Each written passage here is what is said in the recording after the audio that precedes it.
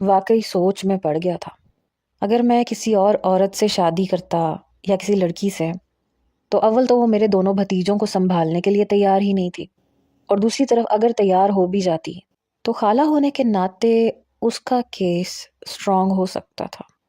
اگر میں اسے اپنی بیوی بنا لوں تو کم از کم وہ مجھے گھر سے تو نہیں نکال سکتی، اور وہ میری ڈانٹ ڈپٹ سننے پہ بھی مجبور ہوگی۔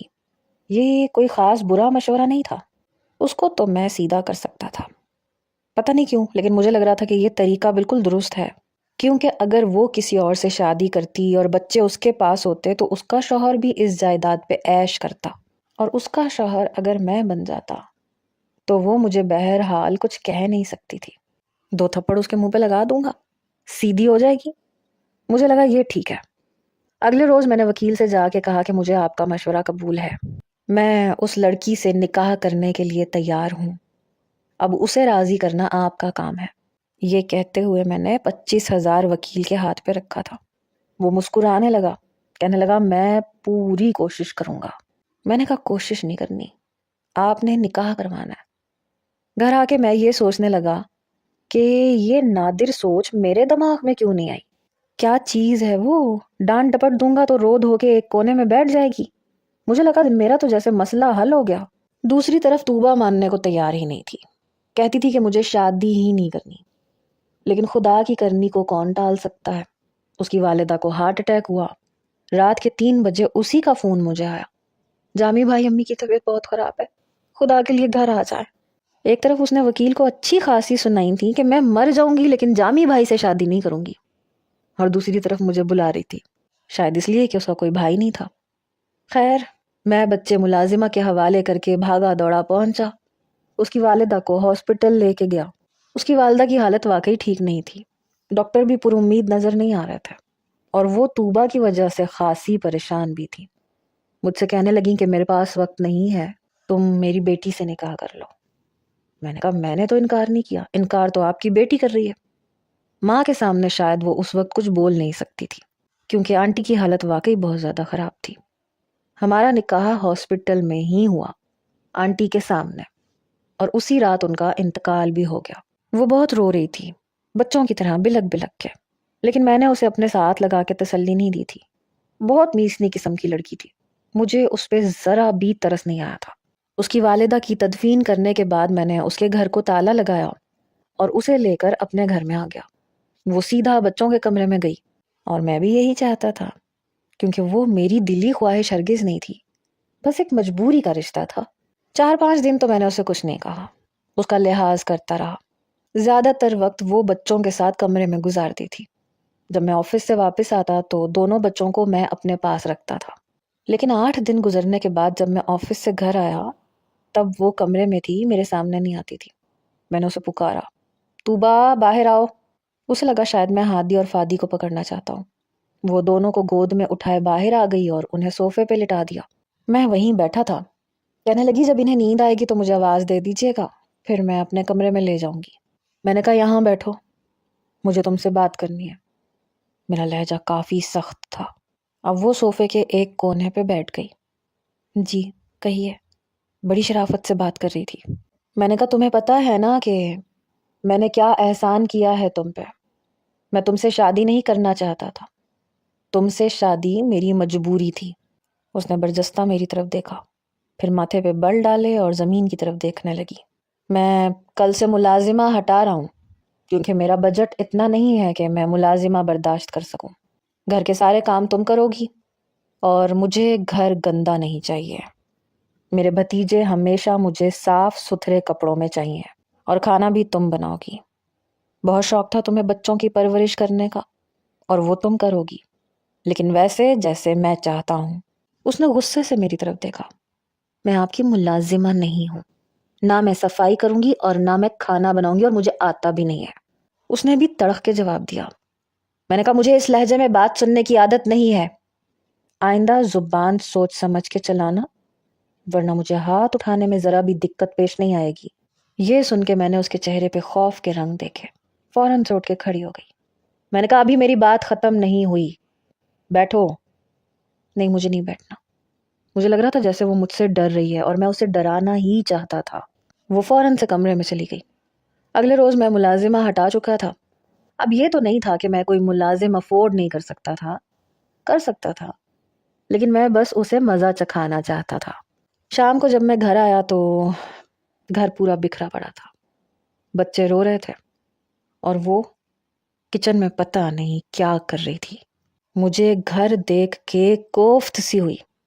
میں کچن میں آیا تو وہ دونوں بچوں کا فیڈر بنا رہی تھی اور ساتھ میں پتیلی میں پتہ نہیں کیا پک رہا تھا۔ میں نے کہا یہ کیا کر رہی ہو تمہیں نظر نہیں آ رہا وہ دونوں رو رہے ہیں؟ کہنے لگی آپ کو نظر نہیں آ رہا، میں فیڈر بنا رہی ہوں۔ میں نے کہا گھر کا حشر نشر کیا نظر آ رہا ہے تمہیں؟ اس نے کوئی جواب نہیں دیا اور باہر چلی گئی۔ دونوں بچوں کو گود میں بھر کے فیڈر پلانے لگی، بڑی مشکل سے پلا رہی تھی۔ دونوں بچے فیڈر پی کے سو چکے تھے۔ بڑے آرام سے اس نے دونوں کو ایک ایک کر کے ان کی کوٹ میں لٹایا اور جلدی سے باورچی خانے میں چلی گئی۔ چمچ ہلانے کی آواز آ رہی تھی۔ میں نے بس اتنا کیا کہ لاؤنج میں بکھری ہوئی چیزوں کو سمیٹ دیا۔ میں نے کہا کھانا کب بنے گا؟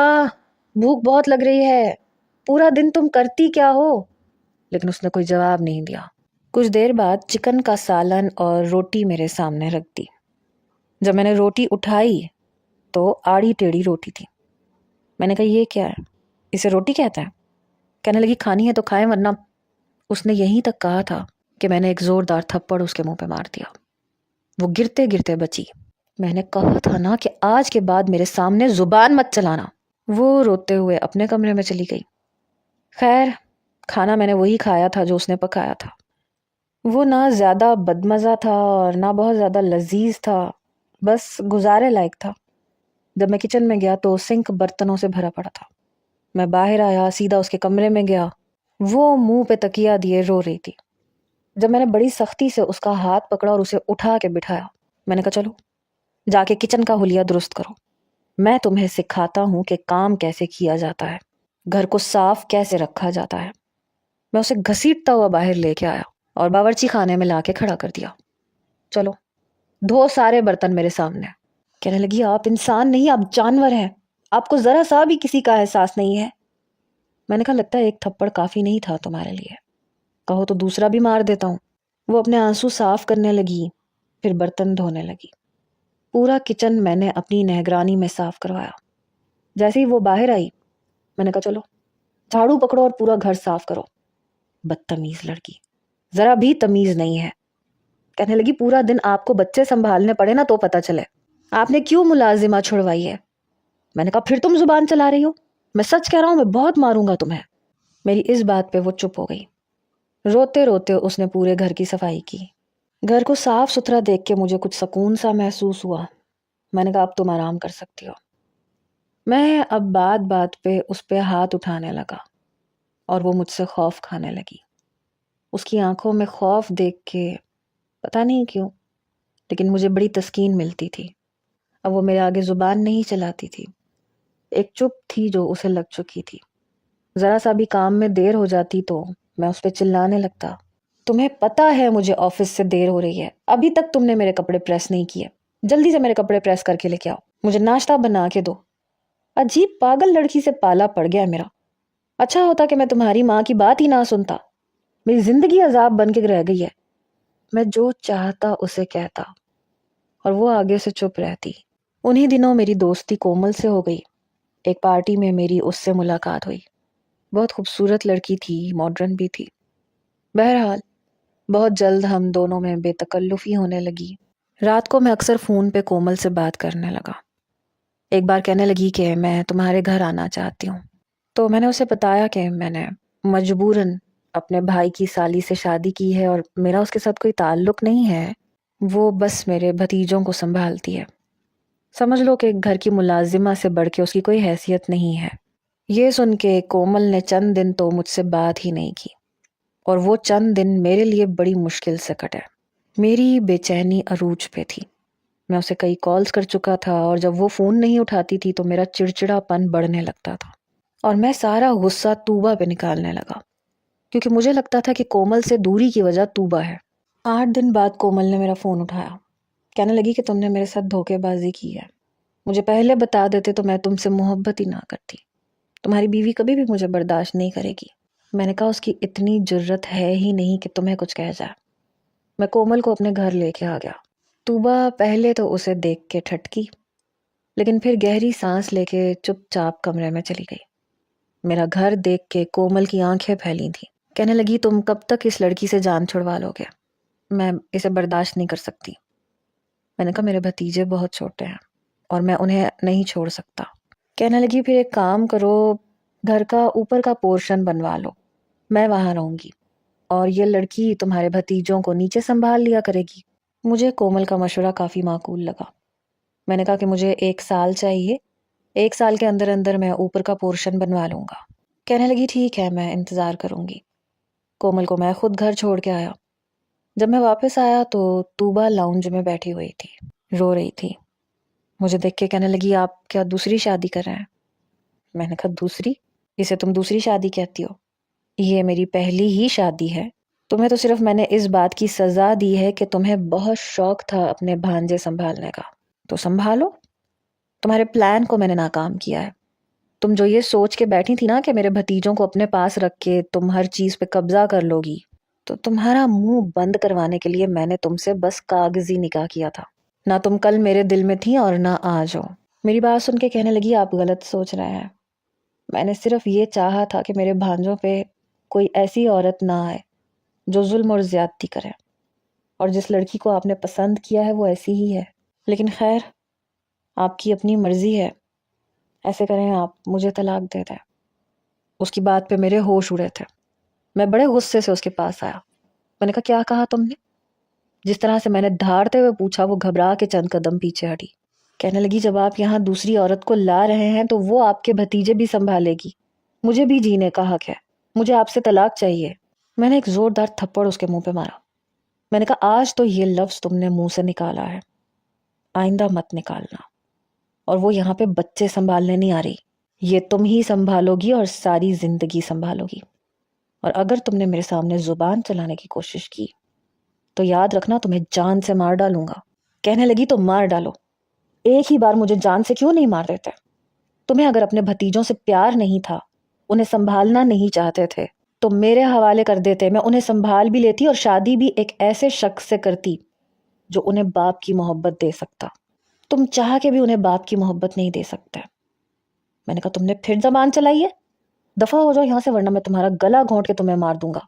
ان دنوں میرے سر پہ کومل کی محبت کا بھوت سوار تھا۔ میں اوپر کا پورشن بنوا رہا تھا۔ 1 سال کا عرصہ بھی گزر گیا، اوپر کا پورشن بھی تیار ہو چکا تھا۔ کومل کہنے لگی کہ میں نے 1 سال اپنے اچھے سے اچھے آنے والے رشتوں کو انکار کیا ہے، بس اب میں اور انتظار نہیں کر سکتی۔ انتظار تو مجھ سے بھی نہیں ہو رہا تھا، اس لیے میں سوچ رہا تھا کہ اس کا رشتہ مانگنے جاؤں۔ جب میں اس کا رشتہ مانگنے گیا تو اس کے باپ کی شرط نے مجھے حیران کر دیا۔ اس کا باپ کہنے لگا کہ تم اپنا گھر میری بیٹی کے نام لگواؤ، لیکن یہ میرے اختیار میں نہیں تھا کیونکہ گھر میرے بڑے بھائی کے نام تھا اور ان کے بعد میرے بھتیجے اس کے حقدار تھے، میں نہیں۔ جب میں نے یہ کہا تو اس کے باپ نے انکار کر دیا۔ میں نے کومل سے کہا کہ میں تم سے محبت کرتا ہوں اور جب میرے بھتیجے بڑے ہوں گے تو میں ان سے یہ گھر واپس لے لوں گا، پھر میں تمہارے نام کر دوں گا، ابھی تو وہ بہت چھوٹے ہیں۔ وہ کہنے لگی تب تمہارے بھتیجے تمہیں دھکا دے کے نکال دیں گے، اور میں تم جیسے شخص سے کیوں شادی کروں جو کنگلا ہے، جس کے پاس اپنا کچھ بھی نہیں ہے۔ میں نے تو تمہارا گھر دیکھ کے تم سے پیار کیا تھا، جب گھر نہیں تو پھر تم بھی نہیں۔ کومل کی بات سے میرا دل بہت دکھا تھا۔ میں ٹوٹے ہوئے دل سے گھر واپس آیا، لیکن آتے ہی جو منظر میں نے دیکھا میرے ہوش اڑ کے رہ گئے تھے، کیونکہ حامد میرے گھر پہ موجود تھا، لاؤنج میں بیٹھا ہوا تھا اور طوبا سے کہہ رہا تھا تمہاری اپنی زندگی ہے، تم کیوں اس شخص کے ظلم و ستم برداشت کر رہی ہو؟ میں تمہیں بہت اچھی زندگی دے سکتا ہوں، محبت، عزت اور اولاد بھی۔ وہ کہنے لگی نہیں، میں خود غرض نہیں ہو سکتی۔ حامد کہنے لگا جب ان کے سگے چچا کو ان کی پرواہ نہیں ہے، وہ دوسری شادی کر رہا ہے، اور اس نے تمہیں آج تک دیا ہی کیا ہے؟ نہ پیار، نہ محبت، نہ عزت، تمہیں مارتا بھی ہے۔ طوبا کہنے لگی جیسا بھی ہے، میرا شوہر ہے، آپ یہاں سے جا سکتے ہیں، اور آئندہ اگر آپ دوبارہ جنید کی غیر موجودگی میں یہاں آئے تو میں اسے بتا دوں گی۔ حامد یہ سن کے ہنسنے لگا، کہنے لگا وہ تم ہی پہ شک کرے گا، تمہیں ہی مارے گا۔ طوبا کہنے لگی تو ٹھیک ہے، مار ڈالے، پر میں اس کے ساتھ خیانت نہیں کر سکتی۔ وہ جیسا بھی ہے میرا شوہر ہے۔ آپ پلیز جائیں یہاں سے۔ میں جلدی سے ڈرائنگ روم میں چلا گیا، جو کہ لاؤنج اندر آنے سے پہلے دائیں جانب تھا۔ لائٹ بند تھی، اندھیرے میں چھپنا میرے لیے آسان تھا۔ حامد کہنے لگا، تم اپنی زندگی برباد کر رہی ہو، میں پھر تمہارے پاس آؤں گا۔ بے وقوف لڑکی، وہ اپنی زندگی کی ہر خوشی حاصل کر رہا ہے اور تم یہاں پہ اپنی بہن کے بچے پال کے اپنی جوانی گنوا رہی ہو۔ وہ کبھی تمہیں نہیں اپنائے گا۔ اپنے بارے میں سوچو، بچوں کا کیا ہے، پل جائیں گے اور کل کو یہی بچے تمہیں نہیں پوچھیں گے۔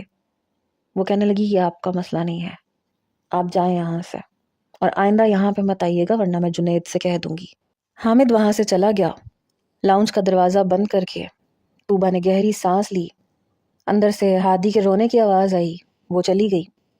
مجھے حامد پہ بہت غصہ آیا۔ اگلے روز میں اس کے پاس چلا گیا، اس کا گریبان پکڑ کے جھنجھوڑ کے رکھ دیا۔ میں نے کہا، تم میرے گھر میں کیا کرنے گئے تھے، اور وہ بھی میری غیر موجودگی میں؟ کہنے لگا، تو بتا دیا اس نے تمہیں؟ میں تم سے ویسے بھی بات کرنا چاہتا تھا۔ دیکھو، تم تو ویسے بھی کومل سے شادی کر رہے ہو، ایسے کرو تم طوبا کو طلاق دے دو، کیونکہ میں اس سے شادی کرنا چاہتا ہوں۔ میں نے کہا، تمہاری ہمت کیسے ہوئی میری بیوی کا نام لینے کی؟ میں تمہارا منہ توڑ کے رکھ دوں گا۔ کہنے لگا، کیوں توڑ دو گے میرا منہ؟ کیا اس لڑکی کو جینے کا حق نہیں ہے؟ وہ تمہارے تھپڑ کھانے کے لیے آئی ہے۔ کبھی تم نے محبت سے بات کی ہے اس سے؟ تم کیا سمجھتے ہو، محبت کی صرف تمہیں ضرورت ہے، اسے نہیں ہے؟ آج تک کون سی ضرورت پوری کی ہے تم نے اس کی؟ پچھلے 1.5 سال سے وہ انہی پرانے کپڑوں میں ہے جو اپنے ماں باپ کے گھر سے لے کے آئی تھی۔ تم نے ایک جوڑا بھی کبھی اسے خرید کے دیا ہے؟ کبھی اس سے پوچھا ہے کہ اس کی ضروریات زندگی کیا ہیں؟ جب تم اسے پوچھ ہی نہیں سکتے تو چھوڑ دو رشتہ۔ نہیں نبھا سکتے تو کیوں کیا تھا؟ صرف اس لیے کہ وہ ایک ملازمہ کی طرح تمہارے بھتیجوں کو سنبھالے اور تمہارے تھپڑ کھائے؟ پہلے اپنے گریبان میں جھانکو جنید صاحب، پھر میرے گریبان کو پکڑنا۔ یہ کہہ کے اس نے اپنا گریبان مجھ سے چھڑوا لیا تھا اور میں اندر ہی اندر شرمندہ ہو کے رہ گیا تھا۔ یہ سچ تھا کہ میں نے اسے دیا ہی کیا تھا۔ کبھی یہ نہیں دیکھا تھا کہ اسے کپڑوں کی ضرورت ہے یا نہیں، اس نے کیا پہنا ہے کیا نہیں پہنا۔ مجھے تو بس صرف گھر صاف چاہیے تھا، بچوں کی پرورش کرنے کے لیے ملازمہ چاہیے تھی۔ اسے آسانی دینے کے بجائے میں نے اس کی زندگی کو مشکل بنا کے رکھ دیا تھا۔ آج کومل نے مجھے ٹھکرایا تو مجھے احساس ہوا کہ اگر وہ نہ ٹھکراتی تو مجھے شاید احساس بھی نہ ہوتا۔ میں واپس مرے مرے قدم اٹھاتا ہوا گھر پہنچا۔ دیکھا تو پورا گھر صاف تھا۔ دونوں بچے اب بیٹھنا سیکھ چکے تھے، اپنے کھلونوں سے کھیل رہے تھے اور وہ کچن میں گھن چکر بنی ہوئی تھی۔ میں کچن میں آیا۔ جو لباس اس نے پہنا ہوا تھا وہ کئی جگہ سے پھٹا ہوا تھا اور اس نے پیون لگایا ہوا تھا۔ اپنا آپ مجھے اس کے سامنے بہت کمتر سا محسوس ہو رہا تھا۔ ابھی بھی وہ کچن میں کھڑی کھانا بنا رہی تھی۔ میں اس کے پاس آ گیا۔ طوبا، میرے پکارنے پہ وہ ڈر گئی۔ پلٹ کے مجھے دیکھا تو اس کی آنکھوں میں میرے لیے صرف خوف تھا۔ کہنے لگی، کھانا بس تیار ہے، بس 2 منٹ میں تازی روٹی بنا دوں گی۔ میں نے اس کے دونوں ہاتھ پکڑ لیے تو وہ پھٹی پھٹی آنکھوں سے مجھے دیکھنے لگی۔ میں نے کہا، ادھر آؤ، میرے پاس آؤ۔ میں اسے اپنے ساتھ اپنے کمرے میں لے گیا۔ پہلی بار میں اس کے لیے کچھ لے کر آیا تھا۔ شاپنگ بیگ سے کپڑے نکال کے دیے تو وہ بڑی حیرت سے مجھے دیکھ رہی تھی۔ میں نے کہا، یہ تمہارے لیے۔ وہ کچھ نہیں بولی، بس یک ٹک مجھے دیکھتی رہی۔ میں نے کہا، جاؤ پہن کے آؤ۔ اس کی آنکھوں سے آنسو بہنے لگے، پھر نفی میں سر ہلانے لگی۔ نہیں، مجھے نہیں پہننا، مجھے آپ سے کچھ نہیں چاہیے، یہ کہہ کے کھڑی ہو گئی۔ لیکن میں اس کے سامنے جا کے کھڑا ہو گیا، اس کے سامنے ہاتھ جوڑ دیا۔ بس آخری بار معاف کر دو، آئندہ کبھی تمہارے ساتھ زیادتی نہیں کروں گا۔ یہ سن کے وہ سسکیوں سے روئی۔ اب میرے دل میں ایسی کوئی آرزو نہیں ہے، مجھے بس اپنا فرض نبھانا ہے۔ پیچھے ہٹیں، مجھے نہیں چاہیے آپ کی محبت۔ میں نے کہا، لیکن مجھے تو چاہیے، مجھے تمہاری محبت چاہیے۔ تم جیسی بیوی مجھے مل ہی نہیں سکتی جو میری غیر موجودگی میں مجھ سے خیانت نہ کرے۔ میری بات سن کے اس نے برجستہ میری طرف دیکھا، پھر ڈر گئی۔ جنید، خدا کی قسم میں نے اسے نہیں بلایا تھا۔ اسے لگا شاید میں اسے ڈانٹوں گا۔ میں نے اس کا بازو پکڑا، اسے اپنے ساتھ لگا لیا۔ میں جانتا ہوں تم نے اسے نہیں بلایا تھا طوبا، پلیز مجھے معاف کر دو، پلیز۔ ایسے کرو، مجھے تھپڑ مار لو، اپنا بدلہ لے لو۔ وہ بس روئے جا رہی تھی۔ کچھ وقت لگا تھا لیکن میری محبت نے اسے میری طرف مائل کر ہی دیا تھا۔ عورت کا ظرف شاید مرد کے مقابلے میں بہت زیادہ ہوتا ہے، وہ معاف کر دیتی ہے، لیکن ایسی غلطی اگر عورت کرے تو مرد کبھی معاف نہیں کرتا۔ مجھے آج بھی اپنے ان رویوں کا بے حد افسوس ہوتا ہے جو میں نے طوبا کے ساتھ کیا۔